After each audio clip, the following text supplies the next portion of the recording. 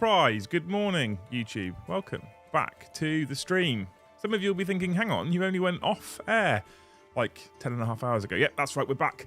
We're back at 10 o'clock on a Saturday morning because there is a very special codex being reviewed by lots of people today on Saturday, the 4th of February. February? Yes, the 4th of February. And it's exciting. It's exciting for me as a World Eaters player. We have this. We have Codex World Eaters. You'll notice the total of the video. I'll get into that in just a little minute. If you're new here, please don't forget to hit all those magical buttons that YouTube love us for. So hit that like button if you've got a like to give. Hit subscribe if you haven't already. YouTube is showing us 30% of people that are watching these streams are not subscribed. And hit that bell notification icon if you want to be notified every single time we go live, which is 5, 6, 7 times a week at the moment. We're kicking out loads and loads and loads of streams for you beautiful people. Now, normally, if I was to be putting a Codex review on at 10 o'clock in the morning, it would be pre-recorded. You'd get that fancy intro music. I would do my 15 hot takes, and I would sit here pre-recorded, and I would watch the video live with you guys on Premiere and answer any questions. I have a Codex. And yesterday I had Friday afternoon planned completely free to record my Codex review because I like to review it with physical product in hand. However, there's a slight problem with this particular Codex, hence the title of the video. I'm just going to open it up to a random page. Let's go straight in at Khan the Betrayer and see if you can notice the problem with my Codex. I don't speak German, Games Workshop. I know they're working really, really hard. I know they're working really hard to stop the leaks. And it seems like the way they're doing it is by sending me a codex that I can't read. So, I mean, if you want me to read it in German, I can read it in German. Arabane Achtbundet. I can't do it.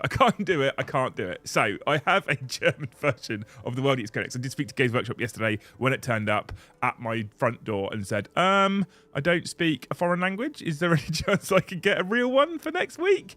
And they have said, yeah, they'll try and get me one out for Tuesday for our stream. Now, I will give you a little behind the scenes. I'll give you a little peek into the world of content reviewing nowadays. GW have been making some changes of late to try and stop the leaks that are going on. This is stuff that I'm all for. So actually, I have a version of the Codex that I can review for you people live. And perhaps I could have done this yesterday with my pre-recorded version, maybe. But we're a stream channel nowadays. I figured that maybe it's better to do a stream about it instead of actually doing a pre-recorded video. I'll be keen to know what you guys think at the end of this, because what I can do is I can talk to you about some of my favourite things in the World Eaters Codex. I can then turn the YouTube Super Chat bot back on, and then what we can do is we can go into a little bit of a Q&A, and maybe you guys can ask some questions live. Perhaps this is the way to do it in the future. Who knows? I don't know. I'm trying something, chat. The world of YouTube, you have to constantly try new things. So what Games Workshop have been doing for us beautiful people, and a big thank you to them for sending this, despite the fact that it's the wrong language, what they have been doing for us is they have, in fact, been sending us PDF watermarked versions with our names all over it so that we simply cannot share because they would know exactly where it came from. And then this turns up a few days beforehand for our content so we can make our videos. Now, I have said watermarked PDF version on my computer, open in front of me, and I can go through the codex with you guys and the things that I like and the things that I don't like. It won't be quite as polished as the normal video version, but like I said, we're leaning hard into being a stream channel nowadays. I feel like it's just working better for us overall. So we're going to go through that PDF version. What I'm not going to be able to do is screen share it with you because there is absolutely no way I want people grabbing screen grabs of the Liam Dempsey watermarked PDF version of the Codex because I feel like that just lands me in hot water with Games Workshop. And since I'm quite a fan of theirs, and I'm also quite a fan of getting all of the preview content from them, I feel like it makes sense to keep this nice and neat, this relationship with GW. So big shout out GW for sending it through to me. They are going to send me one that is in fact in the correct language. Obviously what they have also done is sent me through things like the incredible Angron already painted up, ready to go. This model is absolutely stunning. I'm actually going to get a second one and use him as my Scarbrand in the future because he's just better than Scarbrand. We also have, I wasn't able to show you these last night, team, was I? We also have loads of the new Khorne Berserker models. I asked GW very, very, very nicely, since I'm a World Eaters player. They've sent me 30 Khorne Berserkers. So that person that got upset that I got a free Rogel done, we've got 30 Khorne Berserkers. Also, obviously, we have the new Lord Invocatus. Have to say, Joe's been painting these up. They look beautiful for a simple paint job. And he'll admit they're a simple paint job. They're amazing kits.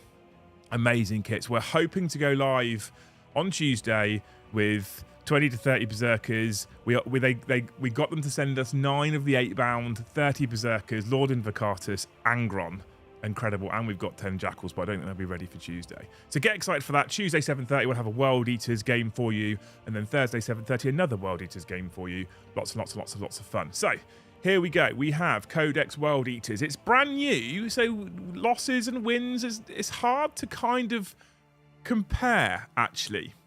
Right, 3 biggest changes for Codex World Eaters. Well, the 3 biggest changes for me is that we have gained a Blood Tithe. Now, this is sort of similar to what we used to see in Khorne Demonkin in the past, a Blood Tithe ability. This is a big change, and it's something that's a new mechanic, and I actually quite like it. We'll go through the Blood Tithe in more detail in just a moment.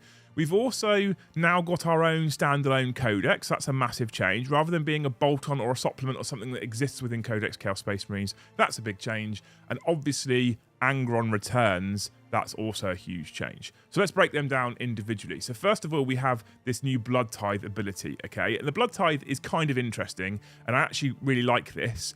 And I will obviously admit right now that Brom and I were involved in the writing of some parts of this codex and involved in the changes of some parts of this codex. This was back when we were playtesting for Games Workshop, so we had some input into this. So Blood Tithe, what is a Blood Tithe? So a Blood Tithe is a mechanic. It's like the super mechanic that exists for World Eaters. It's something that they get that other people don't get. And essentially you generate points by doing things, predominantly by murdering things or being murdered, okay? Every unit from your army has the World Eaters keyword. You can get the Blood Tithe points over the course of the battle. How do you get a Blood Tithe? So if a unit is destroyed, you gain 1 Blood Tithe. Friend or foe. If a unit is destroyed, you gain 1 Blood Tithe. At the end of each phase, if any character, monster, or vehicle units were destroyed, you gain an additional Blood Tithe. So if you blow up 1 single tank in the shooting phase, for example, you will gain 2 Blood Tithes. If you then blow up a tank in the melee phase, you gain 2 more Blood Tithe points, right? And at the end of each phase, if any Titanic units were destroyed, that phase, you gain 1 additional Blood Tithe point. So that's how you generate Blood Tithe points. Now, remembering it says any character, monster, or vehicle, any Titanic, or any unit. Friend or foe, you will gain Blood Tithe points. The Blood God cares not. Skulls for the Skull Throne and all that kind of random ramblings. The Blood God cares not from whence the blood flows, just that it does. So as long as things are dying, you gain Blood Tithe points. And at the end of each phase, after gaining any Blood Tithe points, you can spend them to purchase a Blessing of the Blood God. You can purchase as many of these Blessings of the Blood God as you wish during the battle, but you can only purchase 1 per phase. With the exception of Reborn in Blood, see right, you can only purchase each Blessing of the Blood God once per battle. Each Blessing of the Blood God has an associated Blood Tithe point cost. If you do not have enough Blood Tithe points for a blessing, you cannot purchase it. When you select a Blessing of the Blood Tithe, or Blessing of the Blood God, the Blood Tithe cost point is deducted from your total. So, and it doesn't reset each turn either. So if you have 5 and you spend 2, it doesn't reset. You keep 3, you can use them later on for other things. So there are 1, 2, 3, 4, 5, 6, 7, 8. Of course, there's 8 Blood Tithe abilities. Perfect is what should happen. And what I really like about Blood Tithe abilities on the whole, is that they typically last till the end of the battle, which is actually quite powerful. So we have Spiteful Nullification for 2, for example. Every time a World Eaters model suffers a wound as a result of a mortal wound, roll a d6 on a 5+, wounds not lost. Super tasty, right? 4 Blood Tithe points, improve AP of 1 for melee weapons. 3 Blood Tithe points, add 1 to charge rolls for World Eaters models. 5 Blood Tithe points, unmodified hit roll of 6 scores an additional hit. 5 Blood Tithe points, World Eaters gain +1 to their attacks characteristics. That's crazy. They don't need that at all. You'll find out later. Wrathful Devotion for 4 Blood Tithe. On a 6, you basically have a 6 up for no pain for a whole army, but not just against mortal wounds, against everything. Total Carnage, unmodified hit roll of a 6 automatically wounds the target. This is in melee, so they get basically Born Soldiers in melee for 6 Blood Tithe points. And they're all abilities that once you pay for those Blood Tithes and you use them, they last for the remainder of the battle. So if you spend 2 Blood Tithe points early days for 5 up for no pains against mortal wounds, say you are actually in fact able to put that on your World Eaters army in the first battle round, that lasts for the rest of the game, and you continue to generate Blood Tithe points if you wanted to then use other specific boons, okay? And then the final one, Reborn in Blood, 6 Blood Tithe points, okay? 6 Blood Tithe points. place a destroyed Angron model from your army into blasphemous reserves, deep strike reserves, okay, with 8 wounds remaining, that model is no longer considered to be destroyed and can be set up again in the reinforcement step as if it had the warp strike ability. And remembering that that is the only one that they have stated that you can use more than once per battle. So if you keep generating more blood tithe points, you have a permanently respawning Angron, right? Craziness. So that's blood tithe. Exciting, right? Exciting. Mostly exciting, I think. Now, of course, one of the major changes is that it's its own codex. So World Eaters have their own faction ability, their own codex. They have their own... Legion trait, etc. Inside this, they also have the Disciples of Angron, essentially, as well. So they have 2 kind of Legion traits. Now, actually, they don't, because both Legion traits is essentially exactly the same. What's different is what units you can take and what relics and warlord traits and stratagems you get access to. Now, Codex World Eaters has been done very, very differently to every other codex we've seen so far, and I am actually curious as to whether this is a peek into 10th edition codexes and 10th edition rules. And the reason why I say this is because it's not the same. It's very different. For example, below the warlord trait, you have simply 3 relics and 3, not warlord trait, the Legion trait, you have 3 relics and 3 warlord traits. That's all you get. You don't get 6 relics, you don't get 4 pages of relics, 3 relics, 3 warlord traits. You then have access to 8 stratagems, 1 page of stratagems, 8 stratagems. That's it. Then we go on to the Disciples of the Red Angel, which is Angron, who has a Legion trait, 3 relics, 3 warlord traits, 8 stratagems. That's it for the whole book. You don't have any more than that. That's all you have, right? So, and I'm curious, considering what we know about things like boarding actions, etc., as to whether this is a peek into the future of 10th edition 40k. Perhaps they may have listened. Perhaps they may have decided that 3 pages of relics, 2 pages of warlord traits, and 74 pages of stratagems is perhaps too much for each individual faction, and they're toning it down. And for that, I'm supremely positive. For that, I really do genuinely think this is a good positive change. The only downside to it is it's being released into a meta where everybody has access to everything else, which is interesting. Okay, I think this is cool. I like the way this is laid out. I'm glad World Eaters have got their own codex. So despite the fact that we're going to lose out on everything that's currently in Codex Chaos Space Marines, I think that if this is what we're looking at as a peek into the future, this is probably a positive change on the whole, I think, right? Having said that, whilst we talk about a major change being that they have their own codex, I should add a slight caveat. This is something that has, if I'm completely honest with you, YouTube, has pissed me off a little bit. And I told them this when we were playtesting, and I begged that they didn't go down this route. However, Codex World Eaters, as a standalone codex, and not being a Chaos Space Marines codex, has lost access to an absolute ton of units. A ton of units. There's no Raptors, there's no Warp Talons, there's no Obliterators, there's no Havocs, there's no Predators. All those people that have been collecting World Eaters for years and years and years and have a huge collection of Chaos Space Marines, World Eaters, Bikers, all that kind of... None of it's relevant anymore. You can't use any of it anymore. There's some things you can use. We'll go through the data sheets and what's available to you, because actually it won't take me that long because there's just not that many. But you lose access to so many things. There's no World Eaters Possessed, they have their own version. Like I said, there's no Raptors, there's no Warp Talons, there's no Obliterators, there's no Mutilators, there's no Chosen, there's no Havocs, there's no Predators. There's so much stuff that's gone. So much stuff.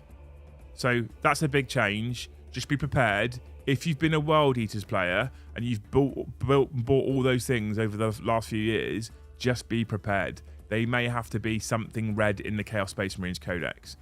And I was particularly upset at the loss of things like Raptors, Warp Talons, and Bikers, because that removes a significant portion of World Eaters' early game pressure, speed, melee units. And I was particularly upset at the loss of Havocs, simply because Havocs, narratively, are World Eaters. Games Workshop have gone down this route of World Eaters being solely melee focused.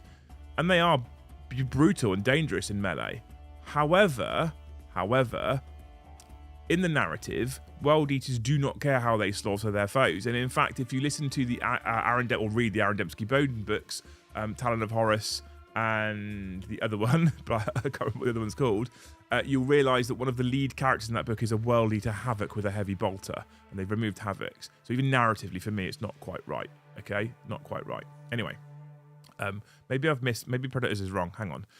Anyway, Third biggest change, Angron returns. We see the return of another Primarch to the 40k setting, and unfortunately it happens to be another Chaos one. I say unfortunately, not for me, that's great, but unfortunately for Loyalists, we now are 3-1 Chaos Primarchs to Loyalist Primarchs. So Angron's here. His model is, quite frankly, beautiful. When I saw it on the artwork, I was like, I'm not that bothered. I don't think they've done a great job of the model. But I always say, wait to see it in person. I waited to see it in person. I now think this is a phenomenal model. I am so sold on this model now. I think it's incredible. Joe's done a good job of quickly painting it up for us. If you saw some of the paint jobs that were on the Warhammer community page, like I said, I want to use him for my Scar brand and just strip all the armor off because he's amazing. He's incredible as a model. But Angron's back, and he's a bit of a beat stick, right? So he's a bit of a beat stick if you throw him into things with some caveats. We'll go into this when we talk about perhaps biggest losers, kind of. There's a hint there, the tip. I'm trying to kind of follow the pre-recorded version. Do you care? But I'm trying to. So 3 biggest winners in Codex World Eaters. Let's jump into that one straight away, all right? Okay, Kharn the Betrayer. Kharn the Betrayer, in the updated version of World Eaters that was in the White Dwarf recently, was just flat rubbish. And actually, most of us just took a Chaos Lord that we kitted out to essentially just be better than Kharn the Betrayer, right? That's what we did. Because Kharn was just rubbish. Compared to that particular version of Kharn, Kharn is now actually pretty frightening, okay? He's actually pretty good again, and I think he's much better, and I'm much more excited to take Kharn the Betrayer. So he's movement 6, 2 weapon skill, ballistic skill 2+, strength 6, toughness 4, 6 wounds, 9 attacks base, leadership 9, and a 2+ save. Now 9 attacks base, it seems like a bit of an odd number, obviously, but then Relentless Rage is the World Eater's Warlord trait, and at the start of the fight phase, if this unit made a charge move, was charged, perform heroic intervention, until the end of that phase, add 1 to the strength and attacks characteristics of models in this unit. So if a World Eater's model charges, is charged, or performs a heroic intervention, you get +1 strength and +1 attacks. Puts him on strength 7 and 10 attacks, right? He has a leadership of 9+, and they have given him 2+ armor, which is the right life choice. Kharn's pistol is a 12-inch pistol 1, strength 8, -3, 2 damage, no mortal wounds. He doesn't hurt himself. His pistol no longer hurts himself. It's flat strength 8, AP -3, 2 damage, and it doesn't hurt himself. Gorechild is strength user, so on the charge it's strength 7, AP -4, and fucking hallelujah, they finally made it flat 3 damage rather than that terrible flat 2 it was before, where it just wasn't that great. Flat 3 damage with 10 attacks at strength 7 -4 is finally where Kharn should be. Obviously, he has access to Blood Tithe, so he can get things like exploding 6s, extra attack, all that kind of stuff. 5 up, feel no pain against mortal wounds, etc. He does have a standard Sigil of Corruption for a 4+ invulnerable save, and he has the legendary Killer Aura. While a friendly World Eater's core unit is within 6 inches of this model, each time a model in that unit makes an attack, re-roll a wound roll of 1. So he's a lieutenant now, which he probably should be with Angron next to him. Kharn is Angron's lieutenant, reroll a wound roll of 1, so now he buffs World Eaters with reroll wound rolls of 1. Now Demon Princes, who still allow you to reroll hit rolls of 1, have a place alongside Kharn for the reroll bubbles, etc. Right? Then we have the Betrayer Aura, which previously was terrible, and they've made it slightly better at the end of the fight phase, not the movement phase. At the end of the fight phase, if there are any other friendly units within 3 inches of this model, roll 1d6. On a 1, select one of those units. That unit suffers 2 mortal wounds. That's him being the Betrayer. This is narrative and it's cool. So if you do roll a 1, just a 1, there is a 1 in 6 chance that he hacks down one of his own friendly Berserkers because it's 2 mortal wounds, right? So it will kill a Berserker outright. But it's at the end of the fight phase, within 3 inches, and on a 1. So much better. So he can still team kill. There is still that risk, so it's still narrative, but it's not like the previous rule where he was basically just guaranteed to slaughter friendly models all the time, no matter what. Okay, that's crazy. Another change that they've made for World Eaters as a codex in general, which I'm really a fan of, is they've placed the Warlord traits on the unit's datasheet. And I'm a big fan of that. So Kharn's Warlord trait is now sat on his datasheet. They're starting to tidy up these codexes. I'm so much happier about these sorts of things. His Warlord trait is Arch Slaughterer. Each time this Warlord is selected to fight, if there are 6 or more enemy models within 3 inches of this Warlord, until those attacks have been resolved, add D3 to this Warlord's attacks characteristic. So if he's charging into a unit of, say, I don't know, 10 intercessors for sake of argument, and he can get to within 3 inches of 6 or more of them, on the charge, he suddenly becomes 10 plus D3 attacks. He's terrifying now, I think. The only downside with Khan is that things like invulnerable saves will still protect you. But, I mean, 10 plus D3 attacks at strength 7 AP minus for 3 damage for basically what is a Space Marine character. I take that. That's really good. I'm a big fan of Khan the Betrayer. Keywords are pretty standard. Chaos Corn, Heretic Astartes, Butcher Astartes, World Eaters. Butcher Astartes is the key word for World Eaters, by the way. Infantry character in Khan. Khan's cool. Khan is a huge winner in my eyes. Big fan of Khan the Betrayer. So a second biggest winner for World Eaters, if I'm honest, is going to be Khorne Berserkers. And actually, people might be a bit surprised at this one, but when we layer in the Legion trait, so a standard Berserker now, move 6, weapon skill ballistic skill 3, strength 5, toughness 4, 2 wounds, 4 attacks, leadership 8, 3 plus save. When you then layer on the World Eaters Legion trait, they go to strength 6, 5 attacks on the charge without any blood tithe abilities. Okay. They have a Berserker Chainblade as the standard weapon, which is strength user -2, 1 damage. So 5 attacks at strength 6, -2, 1 damage is pretty tasty already, right? Which is just nice. But they've gained this cool ability called Blood Surge, and they've gained a cool weapon called a Khorne Eviscerator. So a Khorne Eviscerator is an upgrade you can put on 1 per 5 models in a squad. So a 5-man squad can take 1, 10-man squad can take 2, right? That's +3 strength, AP -4, 2 damage. It's pretty tasty. With their charging +1 strength, that puts them on strength 9, -4, 2 damage at 5 attacks on a base Berserker. That's pretty tasty. That's just good, right? That's cool. Blood Surge has changed. Berserker icon is a thing now. So Blood Surge has changed. Blood Surge is new. Berserker icon has changed. That's the way around it should be. Don't kill me.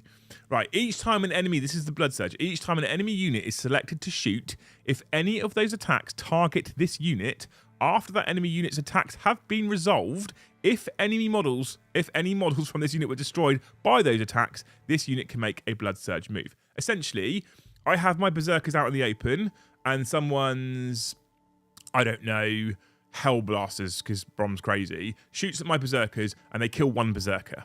That's the qualifying factor, right? That's the qualifying factor. They have to shoot at me, and they have to kill 1.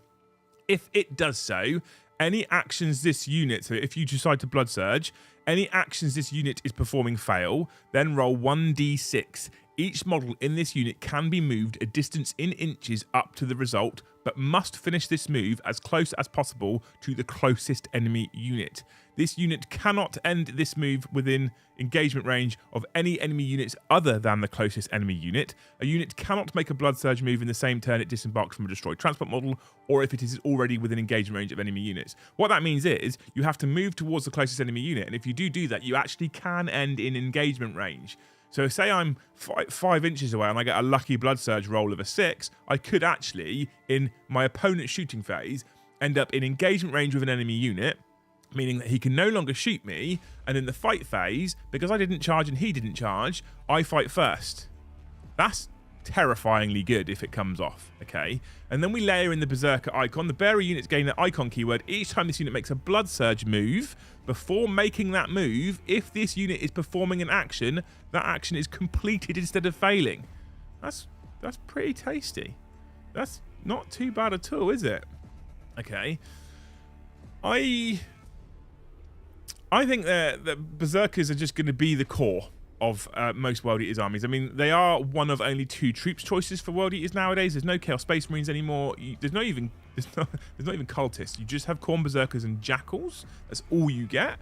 And in terms of picking a third winner, for me it's quite hard because there's a couple of cool choices, and I'm kind of torn between Eightbound and Lord Invocatus. So I'm going to sort of pick both as new units for World Eaters, right? Eightbound are pretty tasty. Considering I said at the start of the video, we lost all of our fast attack choices. We lost Bikes, we lost Raptors, we lost Warp Talons. Eightbound and Exalted Eightbound have a base movement characteristic of 9 inches, a base strength of 6, a base toughness of 5, and are 3 wounds apiece with their 4 attacks for a basic model, 5 attacks for the Sergeant, right? They have 5+ demonic invulnerable saves and 3+ armor saves, and they've just got flat better weapons. The Eightbound Eviscerators are AP -3, 2 damage, and you get an additional attack with it.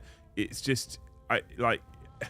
So every 8-bound model is equipped with 2 Eviscerators. That means that they start at base attacks 5. World Eaters go up to base attacks 6. Their strength 6, -3, 2 damage as their base melee profile. Their base melee profile, right? So 8-bound are cool. There's also some cool stratagems and combinations. You'll see a load of those. They're exceptional.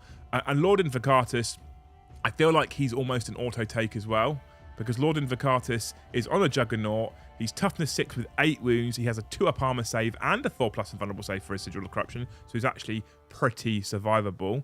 Okay, you can select up to 2 friendly World Eaters core units within 9 inches of him, and that you can make a normal move before the game starts if you pick him as your Warlord. He World Eaters core within 6 inches can, if they make a normal move advance until the end of the phase, add 2 to the move characteristics. So suddenly Berserkers are moving 8 inches rather than moving 6 inches, because they are World Eaters core units. But more importantly, his Coward's Bane melee weapon means that on the charge he is strength 7, -3, 2 damage with 8 attacks, but you can't take invulnerable saves with Lord Invocatus. So he's kind of a winner as well, right? I'm a big fan of him. That's my 3 winners for Codex World Eaters. Khan and Berserkers are just a staple, I feel, of World Eaters nowadays. I would argue the Demon Prince is a bit of a winner as well, because his reroll hit rolls of 1 buff is now relevant, whereas it didn't really used to be relevant. But now that Khan's a lieutenant, a Demon Prince can be relevant. But then you have Angron.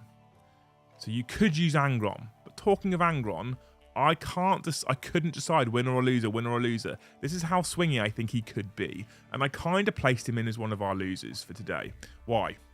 So he is a giant 18 wound demon Primarch with massive wings and a big base. That means it's quite hard to hide him. Okay, he's not going to be the easiest model in the world to hide. He only has 18 wounds at toughness 7. He does have a 2+ armor save, but obviously Armor of Contempt is gone. And he doesn't have anything better than a 4+ invulnerable save. So I know 4+ sounds amazing, but he's just going to be killed very quickly. He doesn't have a 5-up Feel No Pain. He doesn't half damage. He doesn't reduce damage. He doesn't ignore damage. He doesn't have a damage cap. He's just going to be killed really, really quickly. He just will be, right?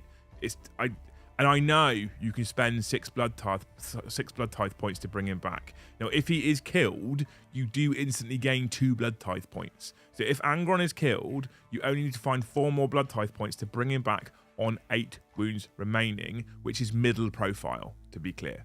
Okay, so at top profile, he flies, in fact, 16 inches. His weapon skill, ballistic skill, is the 2+ we expect. His base strength is 9, but he is a World Eater, so on the charge, that will be 10. His toughness is 7, his wounds are 18, his base attacks are 12, so as a World Eater on the charge, it will be 13, right, and his leadership of 10.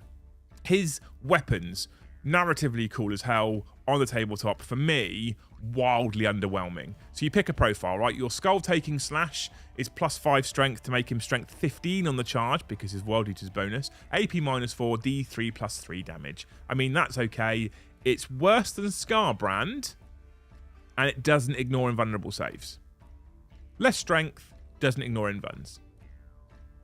You do get slightly more attacks. Scarbrand starts off with 9 attacks, and then Angron starts off with 13 attacks. So you do get 4 more attacks with it. You don't ignore invulnerable saves. Okay, all right, fine. He's then got his Bloodletting Sweep, which you can trade it in for instead. Strength user, so strength 10 on the charge, still good. AP -3, 1 damage, 3 hit rolls for every hit roll. So your 13 attacks on the charge becomes 39 attacks with this. 39 attacks at strength 10 -3, 1 damage. I think quite frequently you're just going to see that being used, because weight of dice there is just crazy, right? It's just crazy. But and again, because there's no invulnerable ignoring or damage cap ignoring, if Angron goes into Abaddon, this is my problem, right? Here's my issue with Angron. If Angron goes into Abaddon and Abaddon's at full health, Angron does 3 wounds, and Abaddon probably throws him off the table. That's where I don't think it's quite right. I mean, I know Abaddon is excessive, but Abaddon will pick up a Demon Primarch of Khorne and throw him off the table in melee. That's my problem, okay? So he has Lord of the Arena. In your command phase, you can select a World Eater's core or character unit within 6 inches, and you can reroll all hit rolls, which is pretty standard. you know, he's a character, so he can give it to himself. He can give it to a unit Berserkers, reroll all hits. It's not the worst in the world. And then he has Wrathful Presence. Now, you know how Magnus and Mortarion have loads and loads and loads of abilities all over their data sheet, and you get to use all of them. And the Silent King has loads of abilities, you get to use all of them. Angron has 3 abilities, but you have to pick one of them. Don't get all 3. All right? In your command phase, select one of the following abilities this model has until the start of your next command phase. All 6-inch auras, all 6-inch ranges, right? Infectious Rage, World Eater's core units add 1 to attacks characteristic. You're starting to see that if you did have this on, Infectious Rage, and you'd pick the Blood Tithe that gives them +1 attack, and then you have your World Eater's bonus, Khorne Berserkers and have base attacks 4, and if they have all these things going off at the same time, with +3 attacks on the charge, right? So a basic Khorne Berserker can get to 7 attacks each, which is pretty crazy. Okay. Glorious Bloodletting. While a friendly World Eater's unit is within 6 inches, each other model in that unit makes a melee attack, reroll a hit roll of 1. Interestingly, it's just a friendly World Eater's unit. So at this point, he can give his rerolls to a unit of Berserkers. He can put on Glorious Bloodletting, and because he hits on 2s, he will then hit on 2s and reroll 1s because he's a World Eater's unit. That's not locked to core. And then he becomes essentially Be'lakor, right? Then you've got Righteous Slaughter. While a unit is within 6 inches of this model, it cannot fall back. Well, that's a Scarbrand ability, which is very, very tasty, because what that means, if you do have Righteous Slaughter on and you charge Angron into combat, that unit can't fall back, which means he can't then be shot. That's important. The problem is, you probably want all 3 of these abilities, and being a Demon Primarch, probably should have at least 2 of them on all the time, but you have to pick one. His Warlord trait is pretty tasty. I actually really like his Warlord trait. While any enemy units with the objective secured ability is within 6 inches of this Warlord, it loses that ability. So his Warlord trait turns off Obsec. Also pretty tasty. Okay. My problem with him is he dies really fast, and he wants more than one of those abilities. He doesn't have damage cap. He doesn't have feel no pain. He doesn't have any of the stuff that makes any of the other Primarchs survivable. Magnus can make himself -1 to hit. Magnus can improve... Can he improve? I think he can improve his invulnerable save. Magnus can do immense amounts of damage before even hitting combat. Angron's got no guns, no psychic powers, just melee, but it's harder for him to get there. Now, granted, again, at full health, he's moving 16 inches with fly, and he can then charge. But when he comes back at middle bracket, he's down to 12 inches with fly, and he reduces his attacks to 10. Here's the other thing. I feel like Angron should be like Scarbrand, and as he gets wounded, his attacks go up. I feel like that's what makes more sense. He should go 8, 10, 12, not 12, 10, 8, in my opinion. It makes more narrative sense that as he gets more wounded, he just gets more ferocious and frenzied. I think, for me at the moment, I feel like he's a bit of a swing and a miss. I am looking at the fact that he has Warp Locus and thinking, well, I can just use him to bring in Scarbrand, who will then do better work than Angron. Is my thoughts, right? Is my thoughts. Other losers. Well, a huge loser for Codex World Eaters is everything that's not in the Codex. So I'm going to read now to you, chat, very briefly, what is in Codex World Eaters, and then think about what is in Codex Chaos Space Marine. So we have Angron, okay? We have Khan the Betrayer, Lord Invocatus, a World Eater's Demon Prince, a World Eater's Lord on Juggernaut, a World Eater's Master of Executions, which is a HQ choice in this Codex, not an Elite's choice. Khorne Berserkers, that's our HQ choices done, by the way. Done. No Chaos Lord on... You can't even take a Chaos Lord on foot. You can't even take a Chaos Lord on foot. You can't take a World Eater's Terminator Chaos Lord. Just let that sink in for a minute. Okay? Troops choices. Khorne Berserkers, Jackals. Done. Elites choices. World Eater's Terminator Squad. I'm not going to go off my Red Butchers rant, but why we don't have Red Butchers when Death Guard got Blight Lord and Death Shroud and Thousand Suns got Scarab Occult. Why we didn't get Red Butchers. I wanted to murder a man at Games Workshop when I found that out. That angered me so much, right? That's one of the Elite's choices. Eightbound and Exalted Eightbound. Hellbrute. Okay? Elite's done. Right? Chaos Spawn Fast Attack. Done. No other fast attack. Just Chaos Spawn. That's all you get. Chaos Land Raider. Chaos Land Raider, Defiler, Predator Destructor. Okay, there are Predators. I was wrong. Predator Destructor, Predator Annihilator, Forge Fiend, Mauler Fiend. That's all your heavy supports. No Obliterators in that army. No Havocs. No Vindicators. Why would you get Predator Destructors and Predator Annihilators but not get Vindicators? I don't understand. It doesn't make any sense. It doesn't make any sense at all. Forge Fiend, Mauler Fiend, like I said. So Chaos Rhino is your dedicated transport, obviously. Helldrake, of course. And then one of the derpiest models in the world, the Khorne Lord of Skulls, right? That is all the data sheets you get in Codex World Eaters. That's it. That's all you get. Nothing else. So one of the biggest losers in this codex is everything else that I haven't just listed. No Raptors, no Warp Talons, no Havocs, no Obliterators, no Possessed. I don't understand.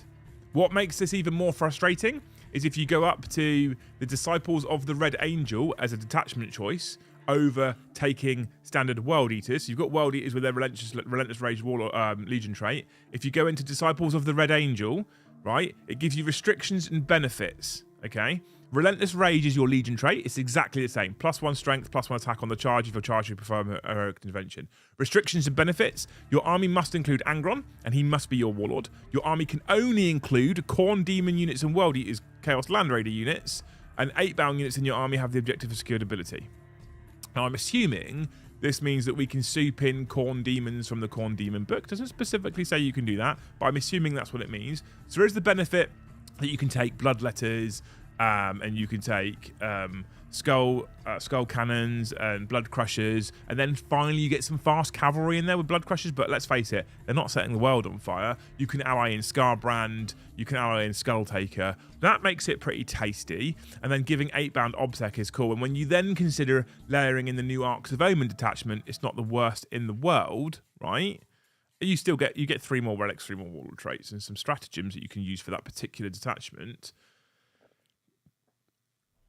In this book, though, no Possessed. That would have made sense. No Possessed. No Warp Talons would have made sense. They're demons. No Obliterators. They're demons. All those things would have made sense. Don't get access to any of them. So, bit of a loser right there. Bit of a loser. Specifically for me, one of my biggest losers is Malok. Malok, for the longest time, was my Chaos Lord that I used to lead my World Eaters. Can't take him anymore. That's okay. I'll take him as a Dark Apostle. Can't take World Eaters Dark Apostles anymore. No Masters of Possession. No Dark Apostle. I mean, Masters of Possession makes sense. He's a Psycho. No Dark Apostle. No Chaos Lord. You don't even get access to a Exalted Champion anymore, which in the old version was your Lieutenant. The only Lieutenant you can take now is Khan. So again, it makes him more of a winner because they have removed Lieutenants from World Eaters. But I feel like this is a really bad move from Games Workshop. Hey, what we're going to do is we're going to release a new codex whereby, with the exception of heavy support, because you still get Forge Fiends, Mauler Fiends, Predators, Land Raiders, we're basically going to say that the only way you can field this army is by buying all new kits. Angron, new kit. Granted, Khan isn't that new, but he's newish, okay. Lord Invocatus, new kit. World Eater's Demon Prince, I mean, you're going to want the new one. World Eater's Chaos Lord on Juggernaut, new kit. World Eater's Master of Executions is an old kit, granted, but you just don't really take... And that's the other thing. How is a Master of Executions in Codex Chaos Space Marines an Elite's choice, and yet in World Eaters, he's a HQ choice? Doesn't make sense. So what I'm looking at bringing to the table on Tuesday is Angron, Khan, Demon Prince, Lord Invocatus. The World Eater's Master of Executions is just not going to see play in my particular list, I don't feel. In fact, I would go as far as to say that last part with the datasheet changes is enough of a loser to fill 2 of my biggest loser slots. Quite honestly.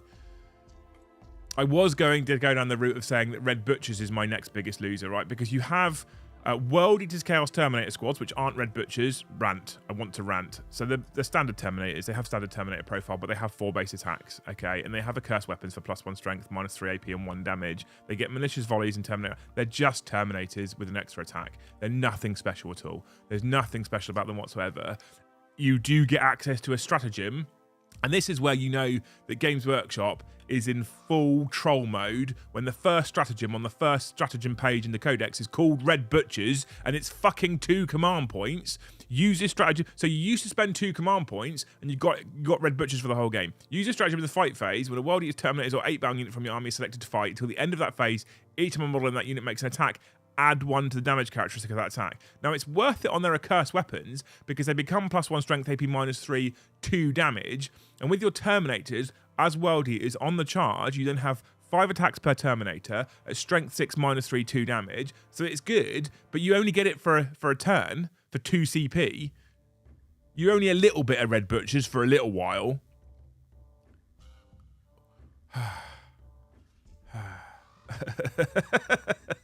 Right, okay. So I feel like we've kind of covered my 3 favourite data sheets already. So big fan of Khan. I actually really like Khan in this. I don't think he's incredibly broken and too powerful, but I'm a big fan of him. Exalted Eightbound have an incredible data sheet, actually. They have a 9-inch move, weapon skill 2+, ballistic skill 3+. They have better weapon skill than normal Eightbound. All right, strength 6, toughness 5, 3 wounds, 4 attacks, base 5 on the sergeant, save of 3+.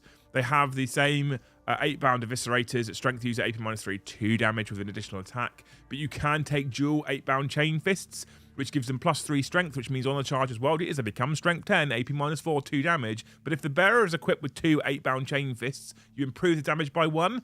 So if they have 2 chain fists, on the charge, 8-bound are strength 10, 5 attacks, -4, flat 3 damage. They're pretty cool, right? They have a 4+ invulnerable save because they've got Exalted Demonkin. They have a -1 leadership debuff, and their Blood Fury aura. While an enemy unit is within 6 inches of this unit, each time a unit is selected to fall back or perform an action, roll a d6, and on a 4+, it cannot fall back, or that action automatically fails. So they can shut off actions. They can stop people from falling back on 4+s. That's pretty cool. You can tie people up in combat. Downside to them: max unit size of 3. That's the biggest downside to them, but they are cool, and I do like them. And I actually feel like a Disciples of the Red Angel list could be quite cool with 8-bound in it as OBSEC as well, but they're not the greatest in the world. I just quite like them on the whole. For me, what's the other winner for datasheet wise? Well, Khorne Berserker's got a bit of a glow up. Lord Invocatus is cool, and the Chaos Lord and Juggernaut is pretty cool as well, to be honest with you. He has a base Exalted Chain Blade, which is -2 damage. Not too bad at all. But I actually quite like the World Eater's Demon Prince on the whole. He goes up to strength 8 with his weapon skill 2+, 8 wounds, attack 7 base, leadership 10 and a 3-up save. If you give him a Hellforged Sword, he gets +1 strength to go to strength 9, and with World Eaters, he goes to strength 10. So with a Hellforged Sword and World Eaters, he is 8 attacks on a change. Khorne wants it. Strength 10, -3, flat 3 damage. He gives that reroll hit roll of 1 buff. I feel like he's almost an auto take now. He has a 4+ invulnerable save against range attacks, 5 up against melee. So that's an improvement from the previous version of him for me personally, with the old Codex, obviously. And then he's got that same fearsome aura for -1 leadership. I actually really rate a Khorne World Eater's Demon Prince with a sword, which is why we have the Khorne World Eater's Demon Prince with a sword, right? Like, I rate this Codex entry so much, we got one made and painted for the new Khorne army. So then we're going to go into my 3 favourite stratagems piece. This was actually hard to kind of pick because there's not loads in here, but there's some cool things in here. It's I don't know at the moment, right? I'm a big fan of Gory Dismemberment. So Gory Dismemberment is a single CP, okay? Use a stratagem in the fight phase when a World Eater's core or character unit from your army is selected to fight. Until the end of that phase, each time a model in that unit makes a melee attack, an unmodified wound roll of 6 inflicts 1 mortal wound on the target in addition to any normal damage. A maximum of 6 mortal wounds can be inflicted each time this stratagem is used. So if you think about, considering its core or character, you can put 1 CP Gory Dismemberment on Angron. If you feel like you need it, you can put this on Angron. And for his 12 or 39 attacks, every time you roll a 6 to wound, he does a mortal wound in addition, right? That's pretty cool.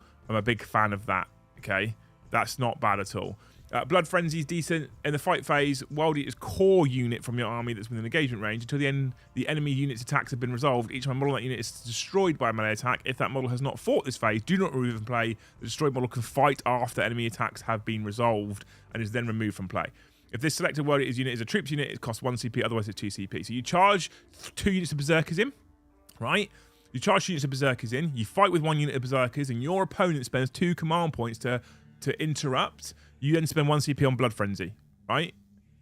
So you do that. At which point, your enemy unit fights, but you get to fight on death for 1 CP for Berserkers. That's pretty cool, right? I'm actually a big fan of that one. That's not too bad at all. Scorn of Sorcery still exists. Smokescreen, really?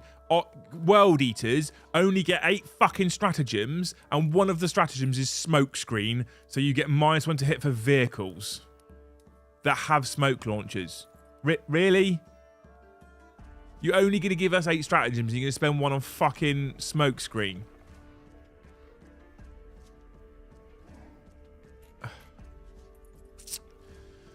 I kind of like Skull Throne for the narrative. Use a stratagem when an enemy warlord is destroyed by a melee attack made by a World Eater's character model from your army. Select one or both of the following. You gain 2. Select one or both of the following, right? You gain 2 additional blood tithe points until the end of the battle. Add 1 to advanced charge rolls made for that World Eater's character model. If you selected 1, it costs 1 CP. Select 2, it costs 2 CP.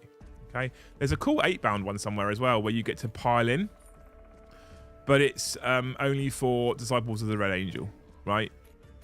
Here it is, Blood Sense. So Blood Sense is a quality stratagem, but you're only using this in Disciples of the Red Angel. I think they showcased this one as well, actually. So basically, you fall out of combat with an 8-bound unit. The 8-bound unit can then consolidate 6 inches back into you, just tie you up, which is pretty tasty, right? That's my 3 favourite stratagems. So in a nutshell, that's Codex World Eaters, right? That's what we have to use. Am I excited about Codex World Eaters? Well, yes and no, right? I am excited about Codex World Eaters because I'm excited that we have our own book. I'm excited that there's a huge glow up in models. I'm excited about all the new models. I'm actually really sad, genuinely really sad, that I had to give all mine to Joe to build and paint and get ready because I wanted to do it myself, right? But I just knew that if I did it myself, the army would not be ready for Tuesday. And so I just accepted the fact that Joe is quicker and better than me at doing that, and I gave him the army to build and paint. So in that regard, I'm very excited about having glow up of models, and there are some cool rules in there, and I think they're going to be cool and fun. I don't think they're going to be immensely competitive as a standalone book, personally. I might be wrong. Boxy from Vanguard Tactics has said that he's excited to run World Eaters and he wants to use them in the next ITC season. Perhaps he sees something that I don't see. But when you compare this to Thousand Sons and Death Guard, I'm just not as excited as perhaps those players were with all of what they got. I feel like they stripped too much out. Now, if they'd have done a couple of things, if they'd have got rid of stupid stratagems like Smokescreen, for example, I'd have been okay. If they'd have made Angron slightly more survivable, even if his points cost went up a little bit more, I'd have been okay. And if they'd have left in Warp Talons, Possessed, Havocs, I feel like those are the 3 main ones that spring to mind for me. And none of them are, like, let's face it, none of them are really game-breaking. If they'd left those in there as very World Eatery units, probably Bikers as well, actually, to be honest with you. Or if they would have taken those things out, but they'd have given us another unit. Let's say, so they've given us Lord Invocatus, right? We now know that Chaos Space Marines can, in fact, ride Juggernauts of Khorne, because they've given us one. We have a Chaos Space Marine riding a Juggernaut of Khorne. But we have no cavalry choice for them to run alongside. That seems like an odd choice, right? If they'd have given us a Juggernaut unit with Chaos Space Marines on them, I think that would have been enough for me to sort of remove the hunger for some kind of fast attack unit, right? So there's a couple of little misses here that annoy me, upset me. I feel like even with the Blood Surge move, I feel like it's going to be very hard still to get World Eaters into combat. And I think that there's not enough in that book, really. I mean, my old World Eaters list of 3 Mauler Fiends, 3 Rhinos, 3 units of Berserkers, Khan, etc. is relatively viable still, but that list was a win or lose hard list always, and I don't feel like that's changed enough. Having said that, I need to get them on the tabletop and I need to start playing with them. They could be fun, right? Maybe we'll see more units in the future. I'm excited that World Eaters have their own book. I suspect that I will play them for a little while and probably let Joe play with them because I think he's excited about playing them as well because, you know, they're Chaos Space Marines and they're World Eaters. So, out of 10. The World Eaters player in me wants to give it an 8, but I don't think the book's that good. I'm going to have to go with a 6 to a 6.5 out of 10 for this codex for me. I'm just wildly underwhelmed by it at the moment. I'm excited about the narrative and the cool looking models. The hobbyist in me is very excited about World Eaters, genuinely. The hobbyist in me is wildly excited about World Eaters. The player in me is excited for them in narrative and fun games, but not so much competitive. And it might just be that I'm not a great player and I can't make this codex thing, to be fair. But There. If you are watching along just for the review, that's my review on Codex World Eaters. If you're watching this on demand just for the review, make sure you hit that magical like button. That's my review on World Eaters. What's slightly different about this compared to old videos is now, because we're live, we can go into a Q&A. I am going to catch up on some super chats today, because I know some of you have been chatting away inside chat. So I'm going to get through these now, and then if you've got any more questions, ask them in chat or super chat them in or whatever. And I'll try and get to them, okay? So big thank you, Dave B. Welcome, Kuzto, Hauses, Scheiser. Yeah, I mean, German World Eaters Codex. Do we have German people in chat who want this Codex? Because it's no good to me. James Hobbs, thank you. This release is a happy coincidence. Fate then, seeing as the normal Marine army I have is slightly out of order as of last night. What? Oh.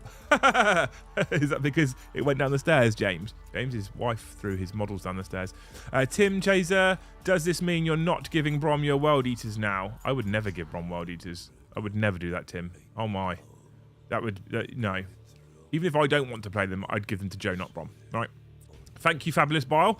So does this mean... I know it's fabulous, obviously. So does this mean that you and Winters are doing Champion of Chaos 2.0? Maybe. Jarl Grimnar gifted a membership. Thank you so much. You're a hero. Soups, welcome, dude. Guten Morgen, Liam. Wie geht's mit einem Wort warum die... I can't. Yeah. I've got a German codex. Doesn't mean I can speak it, right? Send the decks to Vampan. Does he want it? Adrian just bought the 2023 model of the year, Angron. I mean, he is a good model, Adrian. He is a good model. I will give them credit where credit's due. I didn't like it in pictures. I want to use him as my Scar brand because I don't like the Scar brand model. I prefer the Bloodthirster model over Scar brand. I now prefer the Angron model over both. Okay. Blue Lads, thanks for the donation, you hero. Very new watcher, started when tabletop came to yours for games. Love your content. I hope this helps towards the voucher. Thank you towards the voucher stuff. Thank you so much, mate. You're a hero. Chat costs me a fortune, right? It's a problem. Charges me a fortune. So you gifted a membership there, didn't you, Mr. Tim? So I need to put this up to 2. And what I'm going to do now, chat, is I'm about to turn the super chat bot, Amy, back on now. We can turn her on now because we've done my Codex review piece. So I turn her off now. I'm going to turn her off now for the Codex review stream so that she doesn't interrupt me repeatedly whilst I'm doing the review for people that watch it back on demand, okay? Which is now the point where they will end, right? So does he want it? Sure. I look into starting them once the patrol drops. So that's the other thing that's a bit weird, right? If we do go to the GW website, let's do this.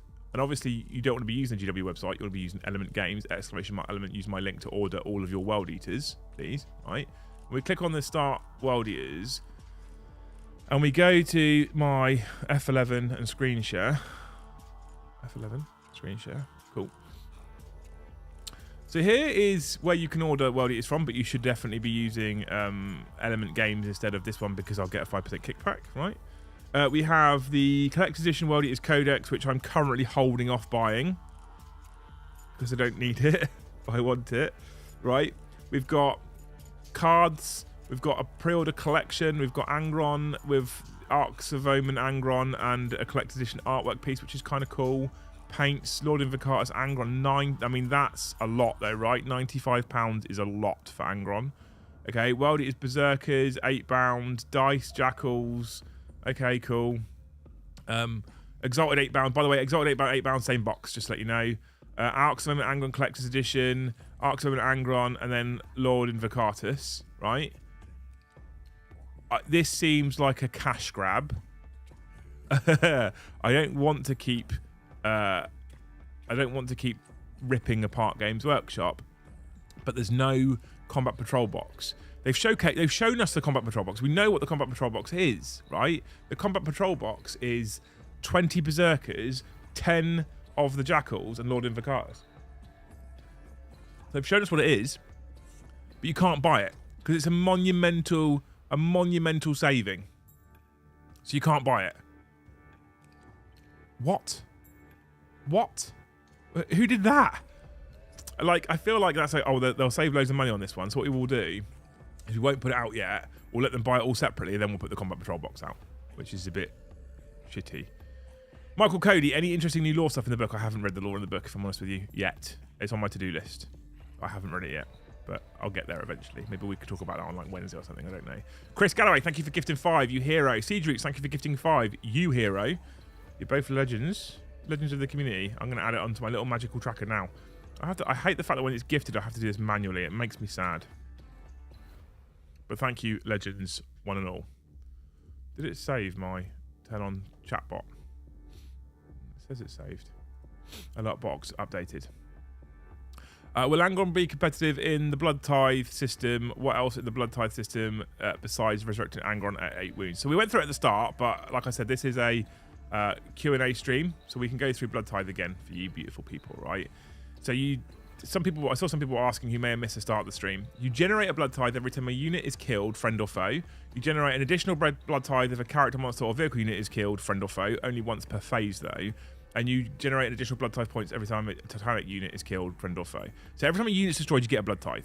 Once per phase, you can get an additional one if a character, monster, or vehicle is killed. Once per phase, you can get an additional one for a Titanic unit. So you generate them, okay? And then you can spend them at the end of any phase. You can spend them at the end of any phase. You can spend them at all. So if your opponent starts shooting at you, and in the shooting phase kills 2 or 3 units, you can spend your 3 Blood Tithe if you want to at that point, right? You can. End of any phase, you can spend your Blood Tithe points. So 2 Blood Tithes is a 5-up feel no pain against mortal wounds. 4 Blood Tithes is additional AP. So 4 Blood Tithe points, extra AP on every model, which is pretty cool, right? Rage, Fueled Invigoration for 3 Blood Tithe, add 1 to charge rolls.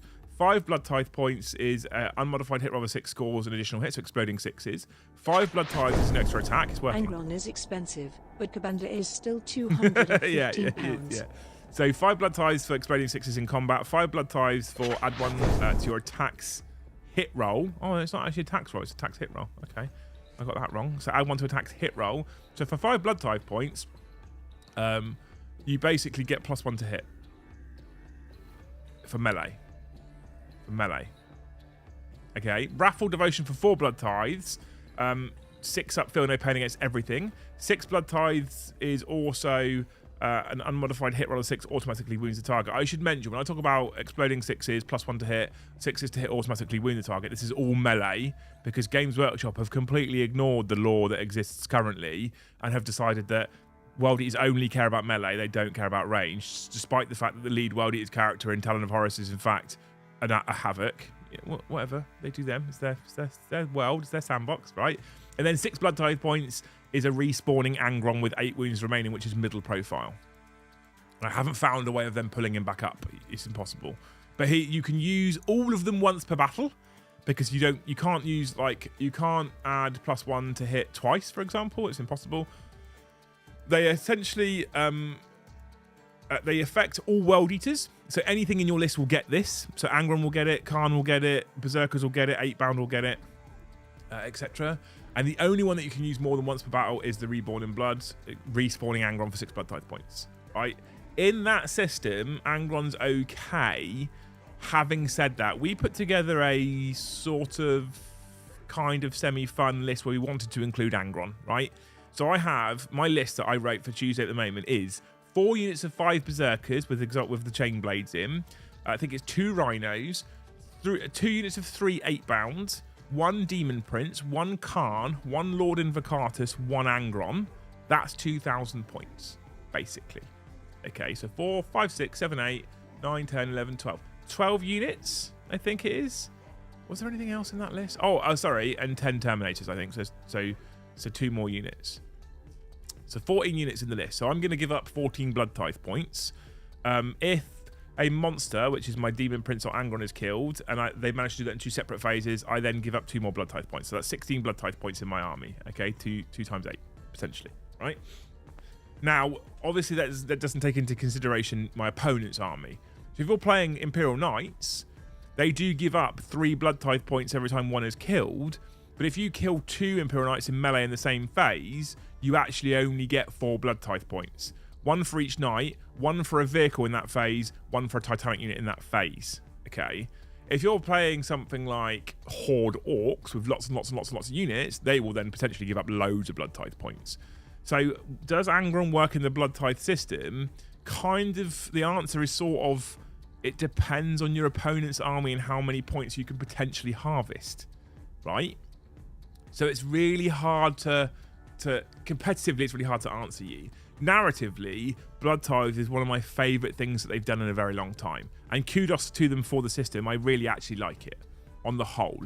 There was a little part of me that wanted a respawning Angron to be 8 Blood Tithe points, just because narrative, because that'd be cool. But then having to wait for 8 points for him to be able to come back is pretty excessive.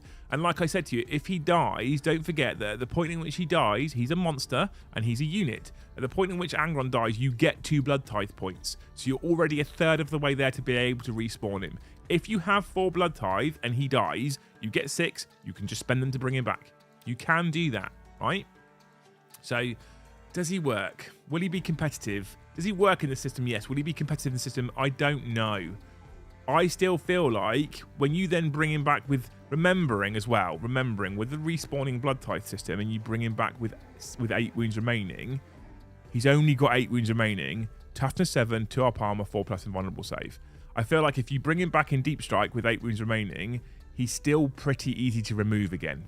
And if you then respawn him with another 6 Blood Tithe points, you bring him back again with 8 wounds remaining, I feel like he's still pretty easy to kill.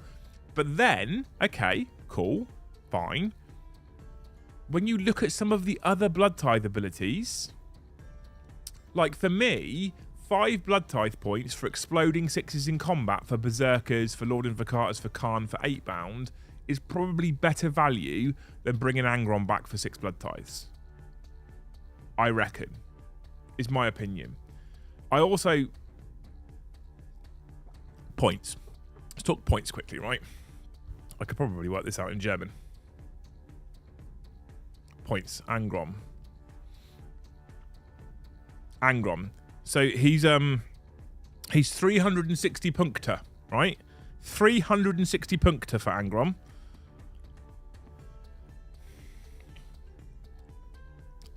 What would I rather have? This is like, take the World Eater out of me, take the narrative player out of me. Let's talk about purely competitive when we talk about Angron and the Blood Tithe system. What would I rather have? 360 points for Angron as his current version, or 350 points for Abaddon? Taking Abaddon every time. Every time. Crisis, why is he T7 and the Bloodthirster T8? Exactly. Exactly. It's not... He's just going to get flattened. 360 points is far too much. When Abaddon came out at 300, we went, that's far too little. He should be more. Angron came out at 360. I'm like, that's still too many points for him. It's far too many points for him. He has the early days Gulliman problem. He's too expensive for what he does. And he doesn't do as much as Gulliman. So much Punkte. Exactly. So much Punkte. He just... I love raunchy British pronunciation of German words. I tried earlier, Vampire. I can't do it. I can't read German words in my German World Eaters Codex. Although, I mean, Predator Destructor Des Chaos is easy enough, right? That's all right. Chaos. I prefer Spawn. Chaos Bruten. Much better. Chaos Bruten. A Decimator is a Geisel. I like that. Land Raider Des Chaos. Some of these, they weren't very... They weren't very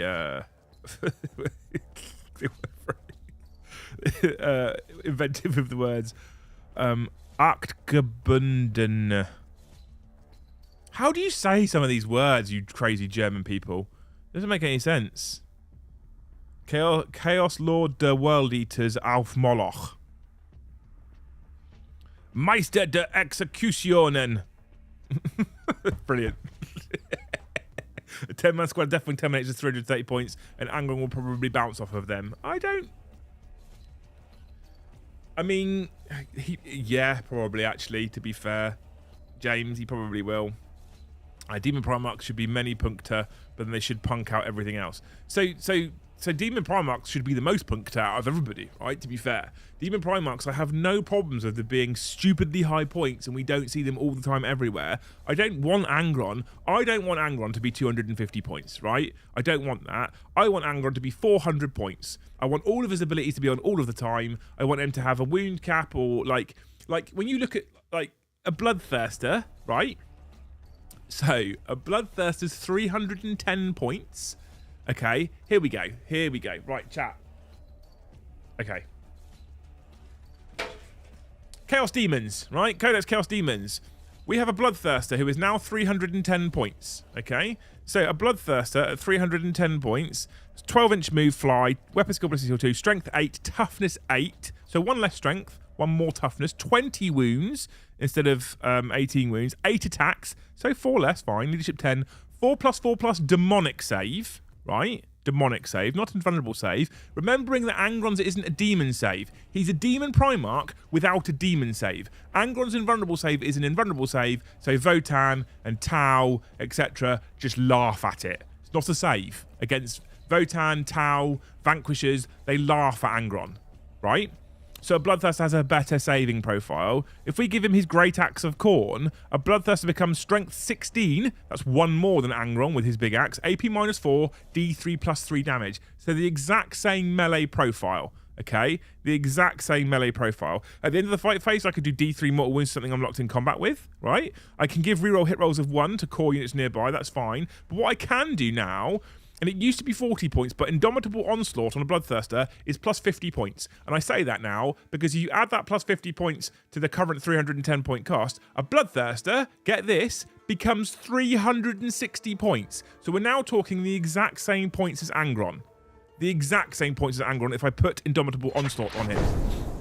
I was thinking about bringing World Eaters into a crusade. What would your 50-point crusade list look like? Dan Kazare first scenes.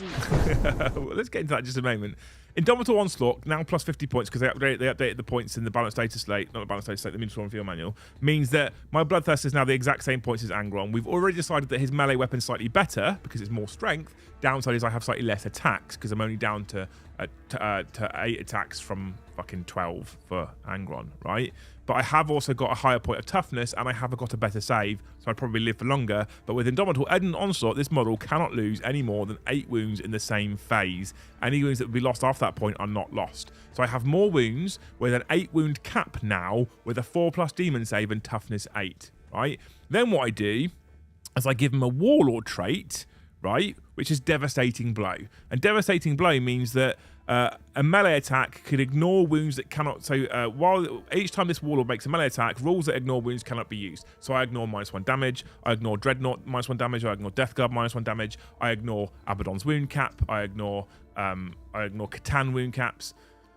So and I haven't even given him a relic. So what I can then do with said Bloodthirster of Khorne is I can then give him a relic. Let's find a relic that we'll give him. So we could give him Armor of Scorn, add 1 to any saving throw made, which means I now have a 3+3+ demonic invulnerable save, right? So that's pretty cool. I can give him that one. I could give him Argarth, the King of Blades, add 1 to the damage characteristic of that weapon, so it now becomes D3 +4 damage, which ignores damage caps, remembering. Each time the bearer makes a melee attack with his weapon, you can ignore any modifiers to hit and wound rolls, and it's now a relic.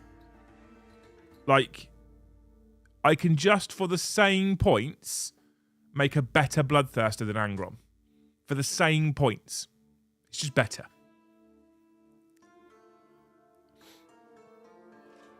Not to mention that I've just knocked over something. Not to mention that with Warpstorm points, oh, fuck off. With Warpstorm points for the Bloodthirster, if I have 5 Warpstorm points, I get D3 wounds back as well on my Bloodthirster. Pretty sure 18 wounds means he can't be hidden. Yeah, exactly, he can't be hidden. You can't save him. Even with the max attacks, he's losing 50% of those wound rolls to transhuman, and that's onto 4++ saves. What remains from that squad is wounding him on 3s, potentially rerolling wounds. Yeah, exactly. Exactly. He's just, I love him. The model's amazing, but you can just make a better Bloodthirster. You can just make a better Bloodthirster. Right, what would I take for 50 power? That's interesting. So considering with Crusade, you don't want named characters because it's Crusade, isn't it? You don't want named characters in Crusade. That means your options are very limited because most of the HQ choices are in fact named characters. Khan, Lord Invocatus, all named characters. You'd probably want a Demon Prince for 8, seems like an auto take for me. I'd probably then take a Master of Executioners for 4, that's 12. 2 units of Berserkers, 6 each, that's another 12, that's 24. A unit of Eightbound is 6, that's 28. Another unit of Eightbound is another 6, that's 34. A unit of Exalted Eightbound is 7, that's 41. You've got nine left. What would I take for 9? 9. You could take like I guess you could take like a Mauler Fiend for 9. Couldn't you? Yeah, you could take a Mauler Fiend for 9. What else could we take for 9? Or you could take a unit of Terminators. There you go. 2 units of Eightbound, 1 unit of Exalted Eightbound, 1 unit of Chaos Terminators, 2 units of Berserkers, 1 Demon Prince, 1 Master of Executions. That's your 50 power for Crusade, Eric. Done. Boom. That's what I'd probably take. I don't really want to take Mauler Fiends and Forge Fiends anymore in World Eaters. I now only want to take Berserkers and Terminators and have an infantry rush. And in the Crusade, you don't really want named characters, just simply because named characters don't gain any battle traits or battle scars. Right? It's just not really worth it, is it? So I'd probably that's what I would do. There you go. That's my list. That's my list. Sanguinius had more trouble killing Karbanda than he did with Angron, and he fought Angron immediately after fighting Karbanda. If you're talking from a purely narrative perspective, James, Karbanda's like a much better Bloodthirster than a Bloodthirster. Sounds like you're saying whoever playtested the Demon Codex made the Bloodthirster far too good. We toned him down, Ghasty. We toned him down. We made him. The model is lovely. Run him as the tooled up Bloodthirster from the Demon's Codex. The base is different. It's a downside. I honestly, I'm going to go to Element after this stream and potentially order one. And I'm going to run him as Scarbrand because he has the same round base as Scarbrand. So Scarbrand has a round base, right? And Bloodthirsters have that big oval base. So I'm going to run him as Scarbrand, I think. But he is, in seriousness, in person, a beautiful model. He's really, really, really, really nice. He's really, really, really nice. Just loving the World Eaters Lord and Juggernaut. Yeah, he's also super sexy, Dutch. Really, really nice models. Like, I cannot criticize the model range. I even love the new Berserkers enough that I'm thinking about selling my old Berserkers to Mini Wargaming Dave. Like, we've been talking about it because I like the new Berserkers so much. I just don't see me using my old ones anymore because these are so cool. And I'm actually thinking about buying a load more. They're just so nice. The new Demon Prince is cool. This is the thing. What they've done well with this book in general, and this release in general, and I want to really praise them for this, is I'm excited for World Eaters again, but only because of the models, with the exception of Red Butchers, but only because the models are so nice. Like, the army on the table looks so cool together. It looks really amazing. So in that regard, they've done a good job. That's a really top job. In terms of the rules, if I'm playing chill out friendly games and stuff like that, then honestly, the book isn't that bad. I'm actually quite excited about using it. I'm excited about using blood tithes. I'm excited about a reduced number of stratagems. I'm excited about a reduced number of warlord traits. I'm excited about a reduced number of I'm excited about all those things. I think that's all really good stuff. Okay. And actually, I haven't. What units, for less than 360 pints, do you think can kill him in one turn? All of it. That's the problem. All of it. So here's the other thing, right, as well. Okay. So if we look at the Battleforge rules, relics, when mustering army for World Eaters characters, your warlord, you can give 1 relic to a World Eaters character from your army instead of selecting a relic from other source. Some relics replace part of existing war gear. Blah, blah, blah. If a World Eaters character model from your warlord, you can give it one of those warlord traits instead from any other source. You have access to these stratagems and can spend CPs on them, right? So stratagems. So relics. Let's go. I'm doing this is on purpose. This is something I'm now learning with you, team. Okay. So you've got the Helm of Brazen Ear. Subtract 1 from the attack's wound roll. Berserker if attacks against the bearer. The Berserker Glaive, which replaces an Exalted Chain Blade or an Axe of Dismemberment, +2 strength, -3, 2 damage. Each time an attack is made with this weapon, an unmodified hit roll of 6 scores 2 additional hits. Talisman of Rage. Select a core unit within 9 inches. Each time a melee attack is made by a model in that unit, an unmodified hit roll of 6 automatically wins a target. That's cool. Favoured of Corn is a warlord trait. You gain a blood tithe point if he's on the battlefield. True Berserker. Each time a melee attack is allocated to this warlord, half the damage characteristic and battle lust. You can perform heroic intervention 6 inches at the start of the fight phase. If you're within engagement range, you can fight first. Okay, so that's cool. We then go to stratagems. We've got Red Butchers, where you can buff the Terminators and Eightbound. You've got Gory's Dismemberment, where you can do mortal wounds in melee. Skulls for the Skull Throne, where you kill characters and stuff. Scorn of Sorcery, shut off Psychers. Blood Frenzy, core units can fight on death. Aggressive Intervention, Select stratagem in your heroic intervention step of your opponent's charge phase. Select a world its core unit and it can do heroic interventions, basically. Smoke screen, pointless. Icon of Wrath. Charge phase on a world its icon unit from your army selected to charge until the end of that phase. Each time you make a charge roll, roll an additional d6 and discard the lowest result. All good stratagems, right? And I've read all that out very quickly on purpose. Because what you will have noticed is there is no way of giving more than one relic. There is no way of giving more than one warlord trait. So you take Angron, and you choose his warlord trait for turning off OBSEC, and you have to nowadays, if you're using Arcs of Omen, use the Arcs of Omen stratagem to do that. That is your only warlord trait. You then go to a Lord on Juggernaut, for sake of argument, or a Demon Prince, right? And you give him a relic. And say you give the Demon Prince the relic for -1 to wound, which is pretty cool. That's your only relic. Now, I want to be honest and say to you people, I think this is a positive move. If this is where we're going for 10th edition, this is a really positive move. Moving towards that is exactly what we should be doing. You get one relic, you get one warlord trait, you get a handful of stratagems, okay? I really like this. I'm really, really, really pro this change. Really, really, really, really pro this change. Again, the only negative for me at the moment is you're chucking this book out there into a world of Tau, Aldari, some of the other broke Tyranids with monumental amounts of warlord traits and stratagems and relics and all kinds of stuff.